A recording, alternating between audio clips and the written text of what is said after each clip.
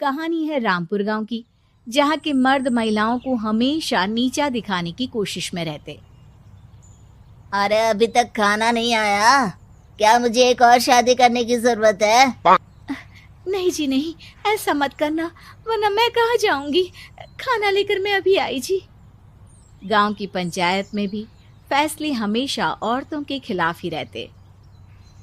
मैं जो फैसला सुनाता हूँ वो भगवान की आज्ञा होती है। इस लड़के ने अपने मन से शादी करके अच्छा नहीं किया। लड़के को घर भेज दो और इसकी शादी इसकी जाति की किसी लड़के से करवा दो, लेकिन ये लड़की, इसे तो गांव के बाहर निकाल दो। नहीं नहीं जमींदार साहब, ये क्या बोल रहे हैं? ऐसा नहीं हो सकता। मेरी बेटी मासूम है, इसे अच्छे बुरे की समझ नहीं है। अरे कहाँ जाएगी ये बेचारी? कहाँ जाएगी? इतनी चिंता है तो पूरे परिवार का गांव निकाला कर देते हैं। बेचारे पूरे बसे बसाए परिवार को गांव छोड़ना पड़ता है। चाहे जो हो, अगर बेटियों को कंट्रोल नहीं कर सकते तो गांव में रहने का कोई मतलब नहीं है। यहाँ औरतों को दब कर रहना होगा। कोई भी अपने हिसाब से कुछ नहीं कर सकता, सब ईश्वर की मर्जी से ही होगा। तभी गांव का एक आदमी दौड़ा दौड़ा आता है। सरपंच साहब, जमींदार साहब, वो कालिया है ना, उसकी बेटी पढ़ने के लिए शहर जा रही है। अच्छा, ये कब हो गया? और कालिया की हिम्मत कैसे हो गई ऐसा करने की? लेकर आओ उसे और उसकी बेटी को। बस फिर क्या था, हाजिर हो जाते हैं कालिया और उसकी बेटी सरपंच के सामने। अरे कालिया, ये क्या सुनने में आ रहा है? बेटी को इंजीनियर बना रहा है तू? और ये बता, गांव में तो स्कूल नहीं है, फिर कहां से इतनी क्लास पास कर गई तेरी बेटी? राधा, जो कि कालिया की बेटी है, उसे लगता है कि सरपंच उसकी तारीफ कर रहे हैं। सरपंच जी, मैंने ऑनलाइन पढ़ाई की है, डिस्टेंस लर्निंग से। सभी में मैंने अच्छे नंबर पाए हैं, जिसे देखते हुए शहर की इंजीनियरिंग कॉलेज में मुझे स्कॉलरशिप मिली है। वाह जी वाह, क्या होती है ये? पहले तो ये बताओ, फिर आगे की बात करते हैं। पूरा गांव राधा की बात सुन रहा था और राधा बोलती जा रही थी। तो ऐसे मैं फ्री में एक अच्छी शिक्षा लेकर गांव में जो कुछ परेशानियां हैं, जैसे बिजली, पानी और इंटरनेट जैसी समस्याओं के लिए काम करूंगी। मैं गांव को शहर से जोड़ने के लिए पुल का निर्माण करवाने का प्रस्ताव रखूंगी। मुझे पूरी उम्मीद है कि जल्द ही हमारा गांव भी तरक्की की राह पर चल पड़ेगा। राधा की बात सुनकर सारे गांव वाले ताली बजाने लगते हैं। सरपंच को समझ नहीं आता कि वो क्या करे। चुप रह नादान लड़की, गांव के खिलाफ जाने के लिए तुझे गांव से बेदखल कर दिया जाएगा, वो भी पूरे परिवार के साथ। और हाँ, अगर ठीक से गांव में रहना चाहती है तो ये पढ़ाई लिखाई छोड़ दे। हम तेरे लिए गांव का कोई होनहार लड़का देखेंगे। तभी गांव का एक आदमी बोल पड़ता है। अरे नहीं नहीं सरपंच जी, राधा बिटिया जो बता रही है, अगर वैसा हो जाए तो हम लोगों को पैसा कमाने के लिए बाहर नहीं जाना पड़ेगा। हाँ जी, और ना ही कोसों दूर पानी के लिए भटकना पड़ेगा। हमारे बच्चे भी अच्छी पढ़ाई कर सकेंगे और आगे बढ़ेंगे, ना कि हमारी तरह खेती करते बैठेंगे। क्यों गांव वालों, राधा बिटिया का साथ देना चाहिए ना। सरपंच देखता है कि गांव राधा के साथ है तो वो चुप हो जाता है। वो घर आकर अपने सलाहकार से बात करता है, जो बहुत ही चालाक किस्म का इंसान होता है। अरे सरपंच साहब, आपको बहुत ही होशियारी से काम लेना पड़ेगा। एक बार गांव तरक्की कर गया, यहाँ के बालक पढ़ लिए तो कोई ना पूछेगा आपको। और फिर ये जो बेटा और बेटी है ना आपके, इनको भी आम लोगों की तरह ही जीवन जीना होगा। हाँ, लेकिन करे तो क्या करे? वो ना आप मुझ पर छोड़ दीजिए, बस मैं जैसा बोलूं करते जाइए। अगले रोज सुबह जब गांव वाले सोकर उठते हैं तो राधा के घर के बाहर और साथ ही वो लोग जिन्होंने राधा का सपोर्ट किया था, उनके घर के आगे लाल रंग से कल आऊंगी लिखा होता है।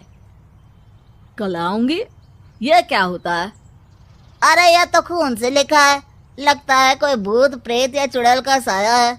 चलो सरपंच जी के पास चलते हैं। सभी सरपंच के पास जाकर उसे सारी बात बताते हैं। अरे ये तो बड़ी मुश्किल की बात है। चलो मैं एक बाबा को जानता हूँ, उन्हें बुला लेता हूँ।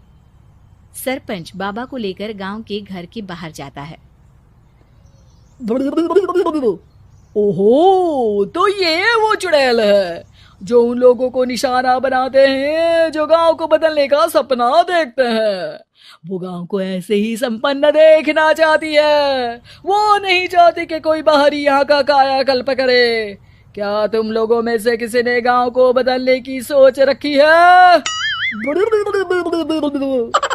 तभी राधा की माँ रोते रोते आती है। मेरी राधा घर से गायब हो गई है। अरे कोई तो बचाओ, मेरी बच्ची कहाँ गई?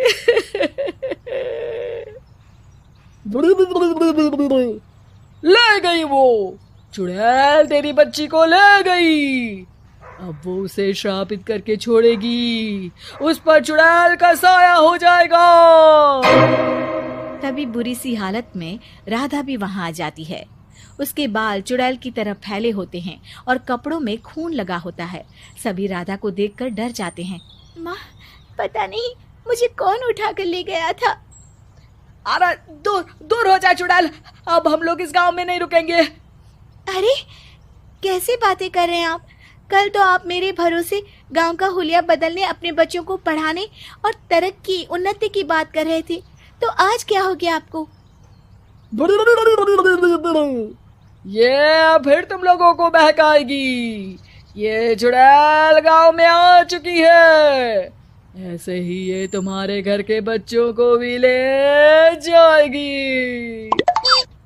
गांव वाले राधा को गांव से बाहर निकाल देते हैं।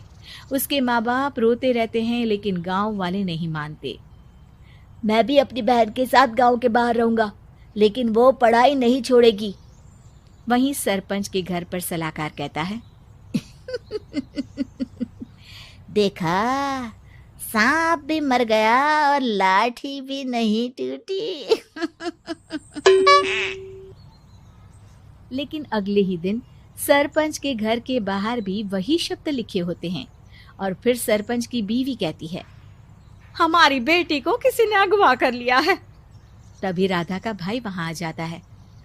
अरे गांव वालों, मैंने सरपंच जी की बेटी को देखा था। वो चुड़ैल उसे उठाकर ले जा रही थी। अरे क्या मजाक कर रहे हो? नहीं नहीं सरपंच जी, आप नहीं जानते। वो चुड़ैल अब आपकी बेटी में आ जाएगी, जैसे राधा के अंदर आ गई थी। तभी सरपंच की बेटी वैसी ही हालत में वहां आती है जैसे राधा आई थी। पापा, पता नहीं कैसे मैं गायब हो गई थी। चुड़ैल, इसके अंदर भी चुड़ैल का साया है, मारो इसे। अरे नहीं नहीं, इसे भी राधा के पास गांव के बाहर ही भेज दो। अरे चुप रहो, मेरी बेटी कहीं नहीं जाएगी और चुड़ैल वुड़ैल कुछ नहीं होता है। अरे कैसे बात कर रहे हो सरपंच जी? आप तो बोल रहे थे कि आपका फैसला भगवान का ज्ञान होता है, तो अपने पर बात आई तो अब आप ऐसे बोल रहे हैं। अरे ना ना ना, आपको अपनी बेटी को त्यागना ही होगा। अरे बुलाओ बाबा को। राधा का भाई बाबा को ले आता है, जिसे अब गांव वालों के डर के कारण सच बोलना पड़ता है। मैं कोई बाबा नहीं हूँ, मैं तो मोची था। ये सलाहकार महोदय ने मुझे कहा था एक्टिंग करने को। वो मुझे पैसे देने वाले हैं। अब मुझे माफ कर दो। गलती हो गई, मुझे माफ कर दो। तभी वहां राधा आ जाती है। देखा सरपंच जी, जब गांव के बच्चे साक्षर होंगे तो आप जैसे लोगों की चालाकी नहीं चलेगी।